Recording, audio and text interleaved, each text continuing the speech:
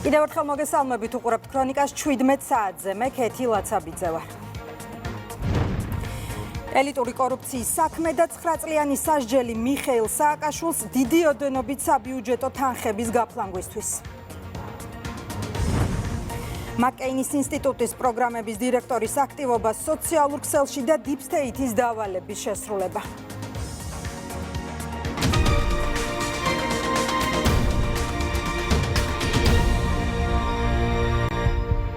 უმაღლესი განათლების რეფორმის სამთავრობო კომისია პრემიერ-მინისტრის ხელმძღვანელობით შეიმუშავებს კონცეფციას, რომელსაც უმაღლესი განათლების სისტემის რეფორმა დაეფუძნება.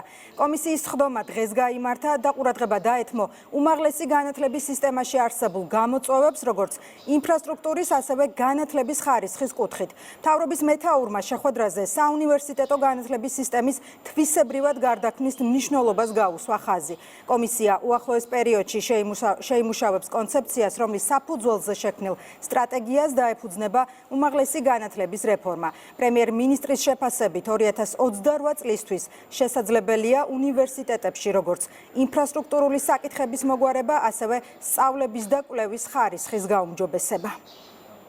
ჩვენ გავაკეთეთ პრეზენტაცია არსებული სიტუაციის, მათ შორის როგორც დაფინანსების ჭრილში, ასევე რეალობის აღწერა, მოწმულობა რა გვაქვს უმაღლეს განათლებაში. ფაქტობრივად ყველა საჭიროებო საკითხზე დღეს კომისიაზე იყო საუბარი. ამ სხდომაზე, რა თქმა უნდა, ჯერ ნაადრევია რაიმე გადაწყვეტილებაზე საუბარი, თუმცა დავაიდენტიფიცირეთ ყველა გამოწვევა, რომელიც უმაღლეს განათლებაში დღეს არსებობს საქართველოში. მთავარი სტრატეგიული მიზანი გახლავთ ის, რომ შევქმნათ მაქსიმალურად საუკეთესო პირობები უმაღლესი ხარისხიანი განათლების უზრუნველყოფისთვის, რათა სტუდენტებს ჰქონდეთ ეს განათლება მაქსიმალურად უზრუნველყოფილი. ეს გულისხმობს სხვადასხვა კომპონენტებს, მათ შორის საუკეთესო ინფრასტრუქტურის უზრუნველყოფას, მათთვის საუკეთესო სოციალური პირობების უზრუნველყოფას და რა თქმა უნდა გულისხმობს ასევე აკადემიური პერსონალისთვის საუკეთესო პირობების შექმნას, როგორც კვლევითი ნაწილის დაფინანსების ნაწილში, ასევე რა თქმა უნდა სასწავლო პირობების უზრუნველყოფის ნაწილში. საქართველოს მოქალაქის პირადობის, დროებითი და მუდმივი ბინადრობის, ასევე დროებითი საიდენტიფიკაციო ელექტრონული მოწმობების ფორმები იცვლება. შესაბამისი ბრძანება იუსტიციის მინისტრს ეკუთვნის და მიმდინარე წლის 4 ივნისიდან შევა ძალაში. ამასთან ბრძანების ამოქმედებამდე გაცემული მოწმობები კანონმდებლობით განსაზღვრული ვადით მოქმედებს. მრავალეტაპიანი სატენდერო პროცედურის ფარგლებში შეირჩა გერმანული კომპანია, რომელიც უზრუნველყოფს თანამედროვე ახალი თაობის პირადობის დამადასტურებელი დოკუმენტების დიზაინის შექმნას და მათ დამზადებას. სააგენტო უკვე მიმდინარე წლიდან დაიწყეს ახალი თაობის დოკუმენტების გაცემას, რომელიც იქნება უფრო უსაფრთხო და დაცული გაყალბებისგან. მოქალაქეები, რომლებიც ფლობენ ვადიან პირადობისა და დამადასტურებელ დოკუმენტებსა და პასპორტებს, არ იქნებიან ვალდებულები, რომ ჩაანაცვლონ ეს დოკუმენტები, ვიდრე მათი ვადა არ მოიწურება. თბილისის საერთაშორისო აეროპორტი ევროპის 5 საუკეთესო აეროპორტს შორის დასახელდა. 2024 წელს თბილისის საერთაშორისო აეროპორტში მგზავრთა რეკორდული რაოდენობა დაფიქსირდა და გასულ წელთან შედარებით მგზავრთ ნაკადი 29%-ით გაიზარდა. გარდა ამისა, წარმატებით დასრულებული მოლაპარაკებების შედეგად თვის ბოლოდან თბილისში ეტაპობრივად ოპერირებას დაიწყებს 4 ახალი ევროპული ავიაკომპანია. 2024 წელს ჩვენ რეკორდული წელი გვქონდა არა მხოლოდ ახალი აეროპორტების და ავიაკომპანიების და ავიამიმართულებით, არამედ ასევე გვქონდა მგზავრთ ნაკადის მხრივაც ზრდა 29% იყო წინა წელთან შედარებით, რაც უპრეცედენტო არის ამ ბაზარზე და სწორედ აღნიშნულმა მიღწევებმა იმ კომუნიკაციამ, რაც ჩვენ ზოგადად საავიაციო ბაზარზე დავამყარეთ და ქონდა ურთიერთობა სხვადასხვა ავიაკომპანიასთან, სხვადასხვა აეროპორტთან თუ ბაზარზე მოთამაშეებთან განაპირობა ის, რომ ჩვენი აქტიურობა იქნა დაფასებული და სწორედ ამან მიგვიყვანა იმ შედეგამდე, რომ სწორედ 5 აეროპორტ შორის ვართ ნომინირებული როგორც ერთ-ერთი საუკეთესო და სწრაფად მზარდი აეროპორტი. დიდი მიღწევა ჩვენი რეგიონისთვის აღიარება საერთაშორისო აეროპორტის და ზოგადად თლიან ჩვენი ქვეყნის და საავიაციო ბაზრის. ეს მიზანი ვერ იქნებოდა მიღწეული, რო არა ერთობლივი მუშაობა ეკონომიკური გუნდის, ჩვენი გუნდის და თბილისის საერთაშორისო აეროპორტის ოპერატორი კომპანიის. Deep State-ის მორიგი დავალება აგენტის მხარდასაჭერად საპარლამენტო უმრავლესობის ლიდერს მამუკამ დინარაძეს ერთ-ერთ მაგალითად რადიო თავისუფლება მოყავს. გლობალური ომის პარტიის აგენტურაზე წერს რატი იონათამიშვილიც. სახელმწიფო გუნდი იმედს გამოთქვამს, რომ ამერიკის შეერთებული შტატების პრეზიდენტი და მისი ადმინისტრაცია Deep State-ის გავლენების შესუსტებას შეძლებს. დანაშაული, რომელიც 2014 წელს ელიტური კორუფცია იყო და 2025-ში პიჯაკების საქმე გახდა. სინამდვილეში Deep State-ის მორიგი დავალება აგენტების მხარდასაჭერად. რადიო თავისუფლება ერთ-ერთი შემსრულებელია მრავალთა შორის.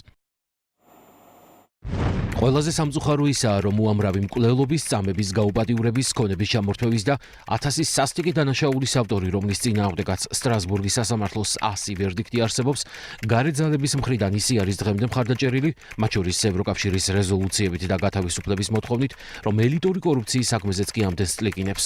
წლების განმავლობაში ასეთ აგენტურას იფარავდა და აქეზებდა გლობალური ომის პარტია და კარგად უნდა გვესმოდეს, რომ მათი თეორიული მოbrunების შემთხვევაში არა მხოლოდ ომს, არამედ საკუთარი მოქალაქეების ქუჩაში მასობრივ დახოცვასაც კი არ მოერიდებიან.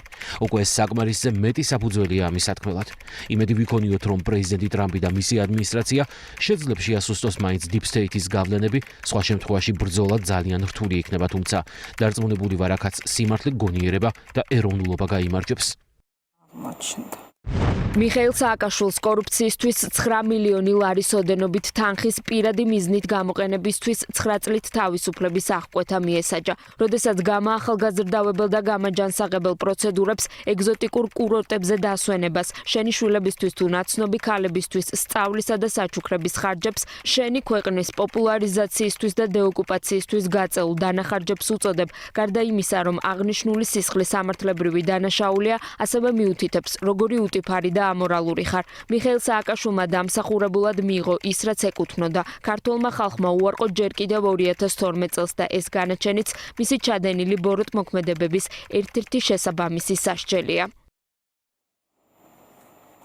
9 მილიონ ლარზე მეტის გაფლანგვისთვის 9 წლიანი პატიმრობა მიხეილ სააკაშვილს. სახელმწიფო ბიუჯეტიდან დიდი ოდენობით თანხების გაფლანგვის საქმეზე განაჩენი მოსამართლე ბადრი კოჭლამაზაშვილმა გამოაცხადა. სამოხელეო დანაშაული დაუდასტურდა თემურ ჯანაშიას და 300,000 ლარის გადახდა დაეკისრა. ბიუჯეტიდან გაფლანგული ხარჯების სია საკმაოდ ვრცელია, მაგალითად, სტილისტისა და მასაჟისტის მომსახურება, გიგი უგულავასთვის, გასახდომი პროცედურებისთვის თანხის გამოყოფა, შვილების სწავლის დაფინანსება, ახლობლებისთვის სამგზავრო ბილეთების შეძენა და სასტუმროების ხარჯების ანაზღაურება.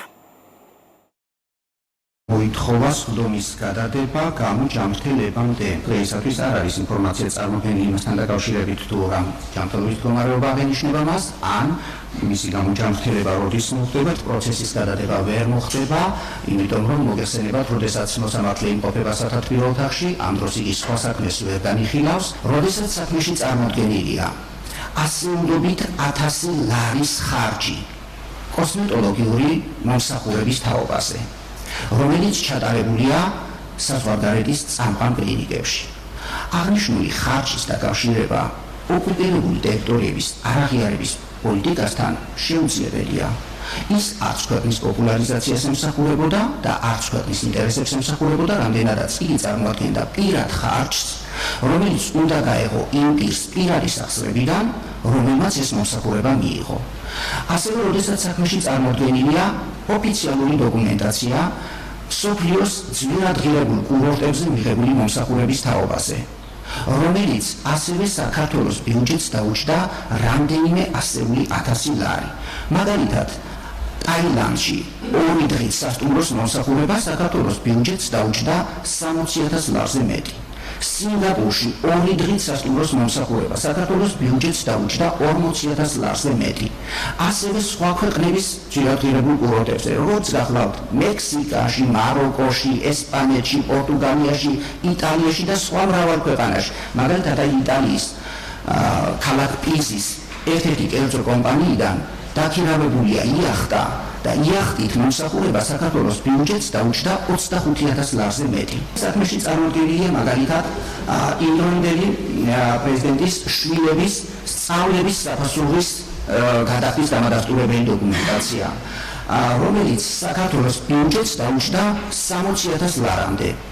აღნიშნული ხარჯიც ვერ ჩაითვლება ქვეყნის ინტერესებისათვის გაღებულ ხარჯად. არც კონკურსში მიუღიათ მონაწილეობა, არც კონკურსის გზით მოუპოვებიათ საბიუჯეტო დაფინანსება და არც შემდეგ მათი დაფინანსება ხდებოდა ღია და გამჭვირვალედ. პირიქით, მათი დაფინანსება ხდებოდა სახელმწიფო დაცვის სპეციალური სამსახურის ბიუჯეტიდან ფარულად ოპერატიული მიზნებისათვის გათვალისწინებული ხარჯებიდან. მიხეილ სააკაშვილი ცნობილი ხნის დამნაშავედ საქართველოს სისხლის სამართლის კოდექსის 182 მუხლის მეორე ნაწილის D ქვეპუნქტითა და მესამე ნაწილის B ქვეპუნქტით გათვალისწინებული დანაშაულის ჩადენისათვის და სასჯელის სახელდასვამად განესაზღვროს 9 წლით თავისუფლების აღკვეთა. თეიმურაზ ჯანაშია ცნობილი ხნის დამნაშავედ საქართველოს სისხლის სამართლის კოდექსის 352 მუხლის პირველი ნაწილით გათვალისწინებული დანაშაულის ჩადენისათვის და სასჯელის სახელდასვამად განესაზღვროს ჯარიმა 300,000 ლარის ოდენობით.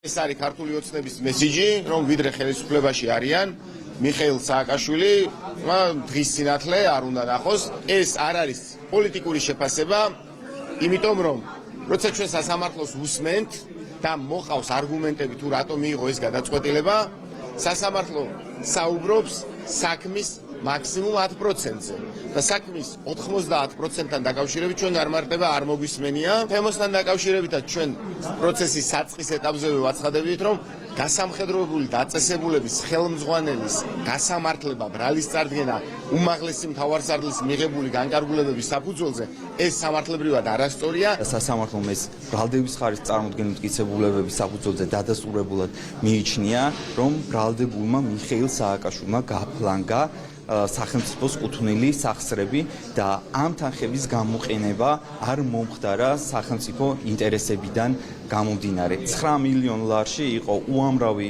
ხარჯი, რომელიც ან პირად ფუფუნებას ემსახურებოდა, ასევე გარემოცვის ფუფუნებას ემსახურებოდა.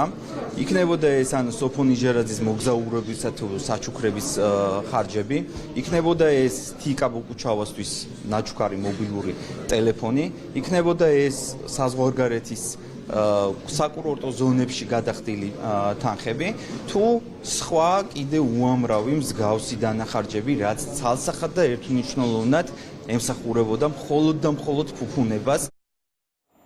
მაკეინის ინსტიტუტის პროგრამების დირექტორი ლორა თორნტონი სოციალურ ქსელში თბილისში გამართული აქციის ფოტოს აქვეყნებს და წერს, რომ ბოლო ბასტიონები ახლა მედია და სამოქალაქო საზოგადოებაა. მმართველ გუნდს ლორა თორნტონის ყველა განცხადება თუ მოწოდება კარგად ახსოვს, რომელიც ქვეყნის ეკონომიკის ჩამოშლისა და ოპოზიციური აქციების რადიკალიზაციისკენ იყო მიმართული. სახელისუფლებო გუნდი ამბობს, რომ NDI-ის ყოფილი ხელმძღვანელი და მაკეინის ინსტიტუტის პროგრამების დირექტორი Deep State-ის წარმომადგენელი და მისი დავალებების შემსრულებელია. მე ეს ადამიანი წარმოადგენს იმ არაფორმალური გავლენების ერთ-ერთ დანატოვარს, ასე ვთქვათ, რომლის სურვილიც არის, რომ საქართველოში ხელი შეუწყონ მაქსიმალურად ცეცხლის შენთებას და ამ დესტრუქციული ოპოზიციის წახალისებას.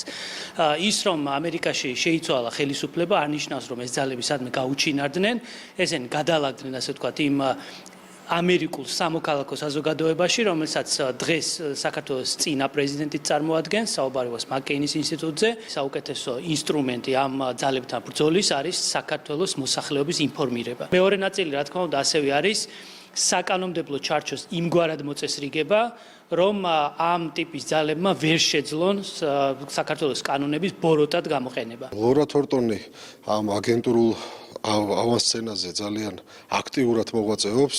ეს საზოგადოებას შევახსენებთ იმ ღია წერილს, რომელიც მოწერა აქ თავის აგენტებს. ვინ უნდა გაფიცულიყო, ვისად ნაგავი არ უნდა გაეტანა, მოლარე როდესაც უნდა გამოსულიყო სამსახურში. ეს ღია ინსტრუქციები ღიად, თავხედურად მოქმედებს და ამოქმედებს თავის აგენტურულ ქსელს. მე ამ შენობიდან, სასესიო დარბაზიდან ვთხარი მას, თუ ვინმე მილევად რეჟიმშია ჩვენს ქვეყანაში და ძალიან დიდი იმედი მაქვს, არა მხოლოდ ჩვენს ქვეყანაში, არის ის ძალა, რომელ ძალასაც ის წარმოადგენს. ლორა თორნტონი არის პირდაპირ Deep State-ის მსახური, ეს სრულიად აშკარა არის, ვინაიდან ბატონი ტრამპი დაუპირისპირდა Deep State-ს, ახლა რა სიტყვებით ლანძღავს იგი თავისი ქვეყნის პრეზიდენტს, ეს ყველამ კარგად ვიხილეთ, ხო? ლორა თორნტონი საქართველოს მიმართ გამოირჩევა ძალიან დესტრუქციული დამოკიდებულებით. მისი პირველი განცხადება იყო რამდენიმე თვის წინ, შეგახსენებთ, როდესაც აქციები ახალი დაწყებული იყო, რომ ძალიან გულდაწყვეტილი არის იმითი, რომ სხვერპლი ვერ იხილა აქციებზე. მანამდე იგი იყო იმ გაიდლაინის ავტორი, რომელიც ოპოზიციას გადაცა, რომელი გაიდლაინის მიხედვით მიხედვითაც სამოქალაქო დაპირისპირებაში უნდა გადასულიყო საპროტესტო აქციები. ეს ქალბატონი არის მტრულად განწყობილი ჩვენი ქვეყნის მიმართ, ემსახურება პირდაპირ deep state-ის რჩევებსაც, ვინც ითვალისწინებენ, რა თქმა უნდა, ესენიც ჩვენი უკვე ლოკალური აგენტები არიან და აღსანიშნავია, რომ ქალბატონი ზურაბიშვილი სწორედ თორტონის ორგანიზაციის სტიპენდიანტია. თორტონი არის deep state-ის იდეოლოგიის გამავრცელებელი, რომელიც აქტიურად მუშაობს ამჟამად საქართველოზე და ის პირდაპირ მოუწოდებს ხალხს, რომ დაანგრიონ საკუთარი ეკონომიკა, იძლევა პირდაპირ დირექტივებს, ჩვენ გვახსოვს მისი ანგარიშები და ახლა როგორც ჩანს ხალხთან, რადგან ვერ გაჭრა მისმა ამ მოწოდებებმა, გადაერთო მედიას და სამოქალაქო საზოგადოებას, როგორც აქამდე არ გამოუვიდა მას არაფერი, არც აი ამ ახალი დირექტივებით არ გამოუვა მას არაფერი. ამის თქმის საფუძველს მაძლევს პირველ რიგში ხალხი, რომელსაც ჩვენ ყოველდღიურად ვაწვდით ობიექტურ ინფორმაციას.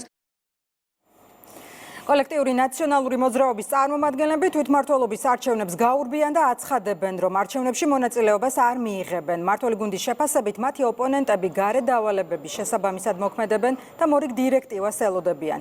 უმრავლესობის წარმომადგენლები დარწმუნებულები არიან, რომ რადიკალური ოპოზიცია საარჩევნო პროცესებში ჩაერთვება.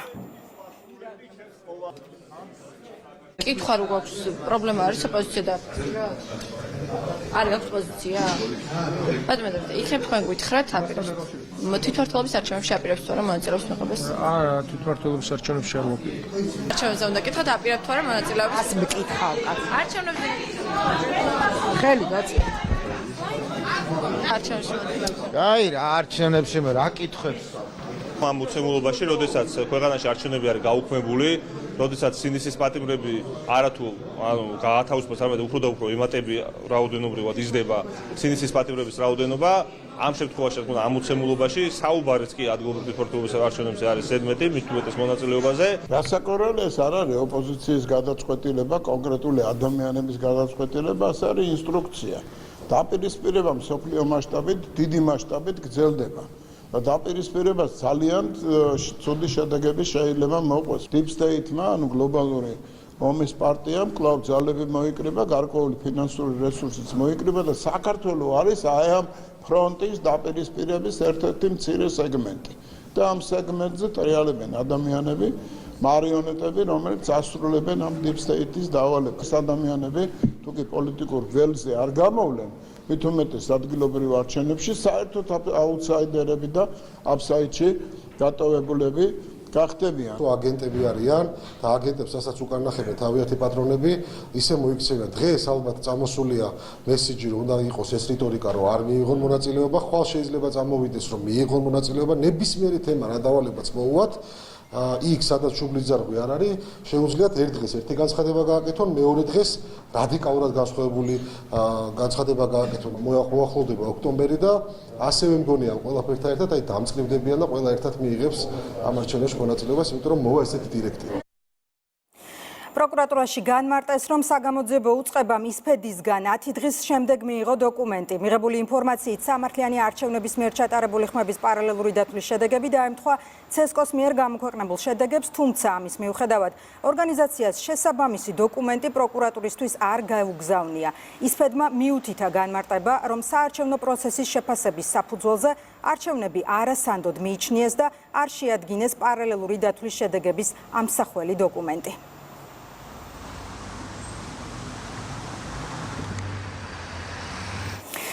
სამართლიანი არჩევნების წარმომადგენლები აცხადებენ, რომ 2024 წლის საპარლამენტო არჩევნების ხმების პარალელური დათვლის შედეგების პროკურატურაში გასაგზავნად დრო საბუთების მოსამზადებლად დასჭირდათ. ისფედს დღეს კიდევ ერთხელ მოუწია იმის აღიარება, რომ მონაცემები ცენტრალური საარჩევნო კომისიის ოფიციალურ შედეგებს ემთხვევა. შეგახსენებთ, რომ 2020 წლის არჩევნებზე ორგანიზაციამ პივიტი გააყალბა, 2024 წელს კი ხმების პარალელური დათვლის მონაცემები საზოგადოებას დაუმალა. ჩვენ მგონია რომ მალე გავაგზავნეთ 5 დღეში, იმიტომ რომ ეს ხო აბსოლუტურად მოცულობითი 850 შემაჯამებელი ოქმი და სხვა დოკუმენტაცია, რომელიც რეგიონული ოფისებიდან ჩამოვიტანეთ, რადგან სრული დოკუმენტაცია იყო მოთხოვნილი. ჩვენ ვთქვით, რომ თანხმედრაშია და მეც არ ვაცხადებ თქვენს, ვთქვით ცხადია და ხო? ხო? კი, რა თქმა უნდა, იმიტომ რომ ჩვენ ვფიქრობთ, რომ ეს არ არის ვალიდური. შეგვეძლო ესეც არ გვეთქვა, ხო? ჩვენ იმიტომ ვთქვით, რომ თანხმედრაშია, რომ არჩევნების გაყალბება შეიძლება მოხდეს პროცესში, შეიძლება მოხდეს დათვლის დროს, ხო? და ჩვენ ვთქვით, რომ დათვლის დროს არ იყო პრობლემა, მეტნაკლებად CESCOM სწორად დააჯამა. ისფედი არის თაღლითების ორგანიზაცია, რომელიც გარედან იმართება და ეს არაერთხელ დადასტურდა, მათ შორის დადასტურდა 2020 წლის არჩევნებზე, რომელთაც მათ აბსოლუტურად შეგნებულად გააყალბეს ხმების პარალელური დათვლა და ამას იყენებდნენ იმისთვის, რომ ქვეყანაში მოეწყოთ რევოლუციური სცენარი და სახელმწიფო გადატრიალება, ქუჩაში ხალხი გამოსულიყო. მაშინ ეს არ გამოუვიდათ, ეხლაც ნახეთ, რომ ვერაფერს აკეთებდნენ და დამალეს ხმების პარალელური დათვლის შედეგები, რომელიც როგორც 2020-ში, ისე ეხლაც ემთხვეოდა.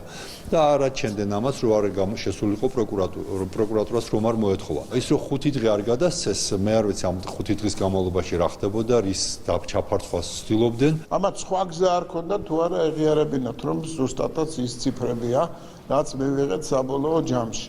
აქედან გამომდინარე პოლიტიკა გადააწყვეს. და ისფედი პარალელური დათვლის მასალებს კი არ აქვეყნებს მხოლოდ. ან ამბობს დეკლარირებულად. არამედ ამბობს, რომ იქ ვიღაცამ ზემოქმედება მოახდინა, ზეწოლა მოახდინა, ანუ ცხვრის ფარად წარმოადგინა საქართველოს მოსახლეობა, სულ ცოტა 1,200,000 ადამიანი და ზღაპრები მოყვა იმასთან დაკავშირებით, რომ თურმე შეიძლება 300,000 ადამიანის ხმა გაყალბდეს. ისფედი იძულებული გახდა გადაეცა ყველა მასალა პროკურატურისათვის. მხოლოდ იმიტომ, რომ ახალ ადმინისტრაციამ ამერიკის შეერთებული შტატების შეცვალა თავის დამოკიდებულება იმ არასამთავრობოების მიმართ, რომელიც მათი დაფინანსებით მსოფლიოს სხვადასხვა ქვეყნებში მოქმედებენ.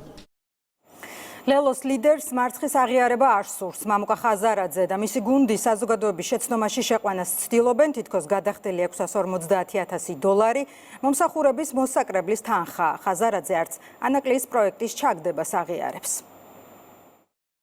ხაზარაძე, ჯაფარიძე არიან თაღლითები, რაც არის დადგენილი სასამართლოს მიერ და დღეს ეს უკვე დაადგინა საერთაშორისო სასამართლომ, რომელმაც დააჯარიმა ისინი ქვეყნისთვის მიყენებული ზიანისთვის. იმ შემთხვევაში, თუ კი ხაზარაძე, ჯაფარიძე, რომელთა ვალდებულება იყო ტვირთების მოზიდვა, ვერ მოიზიდავდნენ ამ ტვირთებს, ამ შემთხვევაში სახელმწიფო გადაუხდიდა მათ ფულს, ანუ სახელმწიფოს უნდა ეზარალა, მათი ვერ უნდა შეესრულებიათ თავეთი ვალდებულებები და თვითონ მაინც მილიონერებიდან მილიარდერები უნდა გამხდარიყვნენ. ეს იყო რა თქმა უნდა მიუღებელი. ეს ჯარიმა იყო ძალიან კაფიო, სასამართლოს მიერ დაკისრებული გადაწყვეტილება იმის გამო, რომ მათ წააგეს სასამართლო ანაკლიასთან დაკავშირებით საქართველოს სახელმწიფოსთან.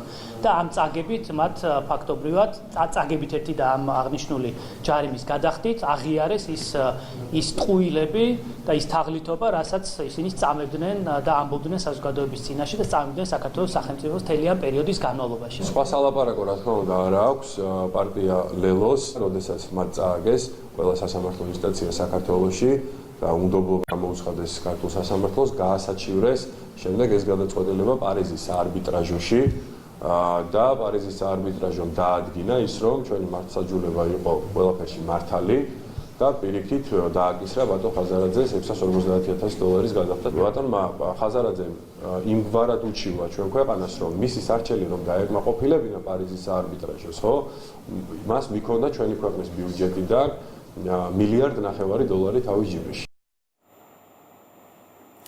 წინასწარ პატიმრობაში მყოფი გიორგი ჩიკვაიდისგან დაზარალებული კომპანიის ელდ ბილდინგის დამფუძნებელმა ბრიფინგი გამართა. ელგუჯა თურმანიძე მისაუბრა საქმის დეტალებსა და კონკრეტულ ფაქტებზე. მისი განცხადებით, გიორგი ჩიკვაიძემ და მისმა ბიზნეს პარტნიორმა თავი გაასაღეს, თითქოს იახტების მწარმოებელ იტალიურ კომპანიასთან ჰქონდათ კავშირები, რაც ტყუილი აღმოჩნდა. თავი გაგვაცნო როგორც იტალიური კომპანიის აზიმუტის ოფიციალური წარმომადგენლები და მათ შეეძლოთ გარკვეული ბენეფიტების მოტანა. ეს იქნებოდა გარკვეული გრანტი, პროექტში თანამონაწილეობა, შემდგომ უკვე ამ იახტ კლუბის მართვა, სადაც უნდა გაეცნოთ ჩვენთვის ბულგარელი და თურქი იახტ კლუბის მშენებელი ინჟინრები, მათ შორის უნდა გაეცნოთ ჩვენთვის კონკრეტულად აზიმუტის დამფუძნებლები. მე და ბატონი ვალერი, ჩვენი კომერციული დირექტორი, ჩავედით კანში, იწყებს სულ სხვა საუბარს, ასე ვთქვათ, ჩვენს დამუშავებას. უახერხა ის, რომ ჩვენ დაგვარწმუნა, შეგვეძინა მცირე ზუმის იახტა, აზიმუტ რაღაც მოდელი, 17 მეტრიანი თუ 19 მეტრიანი იახტა, რომლის ღირებულება იქნებოდა დაუშვათ 600.000 თუ 550.000 евро, მაგრამ ვინაიდან თვითონ არის ოფიციალური წარმომადგენელი, იყო ოფიციალური წარმომადგენელი, ქონდა გარკვეული დისკაუნტი. აი აგერ თურქეთში ვარ, თურქეთის ტერიტორიაზე სარფის საზღვართან გადასული თქვენი იახტის საქმესთან დაკავშირებით, აი დაიტვირთება და აი 2 დღეში, 3 დღეში შემოვა, აი ღელვა არის და იცი რა, რიზედან ისევ ტრაბზონში მოგვიწია დაბრუნება. ჩვენი კომპანიის დამფუძნებელს ეუბნება, რომ ისეთ კივილს ავტეხავ, რომ საქართველოში მასეთი კივილი არავის აუტეხია, თქვენ თუ ჩემთან სამართლებრივ დავას დაიწყებთო. გადავეცით თანხა 1.200.000, უნდა შეეძინა და ჩამოეტანა კომპანიისთვის საქონელი. ეს თანხა მიზნობრივად ლარი არ გახარჯულა. და გახარჯა თავისი მიზნებისათვის. ჩვენი თანხის დაუშვათ პირველი 250.000 ლარი რო ჩაერიცხა, ანგარიშზე ქონდა 8 თეთრი თუ 1 ლარი. მერე ჩვენი თანხა რო ჩაერიცხა, მოხდა ესე იგი ხელფასის აღება, საქმე ანგარიშოდ გატანა და სხვა კომპანიებისთვის თანხის დაბრუნება, ასევე იახტის თემას ეხებოდა. და ყველა ტრანზაქცია ესე სრულდება. ანუ ჩვენ ჩარიცხვამდე თითქმის ლარი არა აქვს ანგარიშზე, ჩვენ ჩარიცხვის შემდეგ აბრუნებს ვალებს და გააქვს თანხა.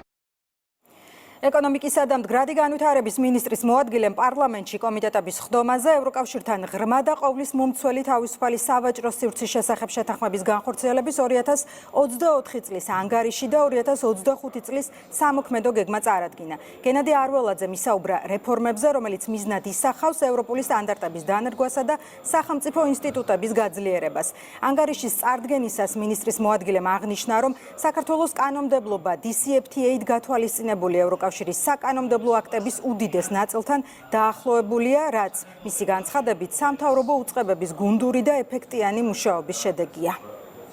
მნიშვნელოვანი პროგრესი ვაჩვენეთ ჩვენ სხვადასხვა მიმართულებით, რომელიც საქართველოს მიაღწია როგორც სანიტარო და ფიტოსანიტარო მიმართულებით, ასევე კონკურენციის საკანონმდებლო დახვეწის კუთხით, ასევე მნიშვნელოვანი იყო სატარიფო და არასატარიფო ბარიერების კუთხით მიღებული ტექნიკური რეგლამენტები, რომელიც უზრუნველყოფს ბაზარზე უსაფრთხო პროდუქტების, ინდუსტრიული და სამხმოვანო პროდუქტების განთავსებას და ამ სისტემის გაუმჯობესებას და გაძლიერებას. ისწავლე და დასაქმდი პროექტის ახალი ეტაპი იწყება. რეგისტრაცია შესაძლებელია 1 აპრილამდე. მოქალაქეებს შესაძლებლობა აქვთ შრომის ბაზარზე მოთხოვნადი სპეციალობები უფასოდ შეისწავლონ და დასაქმდნენ. მერია უკვე დაეხმარა 10,000-მდე ადამიანს.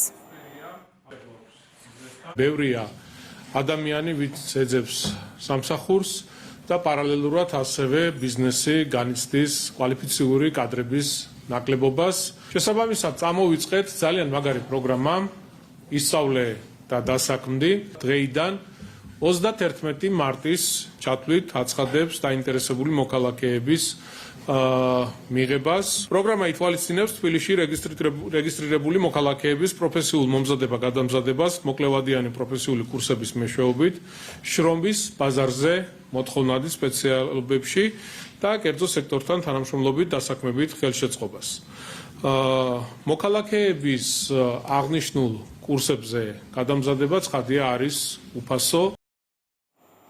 კახეთის რეგიონში საგზაო ინფრასტრუქტურის მოწესრიგება მიმდინარეობს. სახელმწიფო რწმუნებული ყვარლის მუნიციპალიტეტის ადგილობრივი ხელისუფლების წარმომადგენლებთან ერთად სოფელ შილდაში გზის რეაბილიტაციის პროცესს გაეცნო. პროექტი სახელმწიფო ბიუჯეტიდან ფინანსდება და მისი ჯამური ღირებულება 3 მილიონზე მეტია. პროექტი მოიცავს 3,700 გზივ მეტრზე ორფენიანი ასფალტის ფენის მოწყობას, ასევე სანიაღვრე სისტემის მონტაჟს და ლითონის ხაურების დამონტაჟებას. პროექტი სახელმწიფო ბიუჯეტიდან ფინანსდება და მისი ჯამური ღირებულება 3,200,000 ლარს შეადგენს. მიმდინარე წელს ყვარლის მუნიციპალიტეტში დაგეგმილი გვაქვს 11 საგზაო ინფრასტრუქტურული პროექტის განხორციელება. ქალაქ ყვარელში დაგეგმილი გვაქვს 3 მასშტაბური საგზაო ინფრასტრუქტურული პროექტის განხორციელება, ასევე მუნიციპალიტეტის 4 სოფელში განხორციელდება საგზაო ინფრასტრუქტურული პროექტი. ასეთი იყო სიახლეები, რეკლამის შემდეგ დაიწყება დღის ქრონიკა ნატა მახულაძესთან ერთად. მე ხვალამდე გემშვიდობებით, ნახვამდის.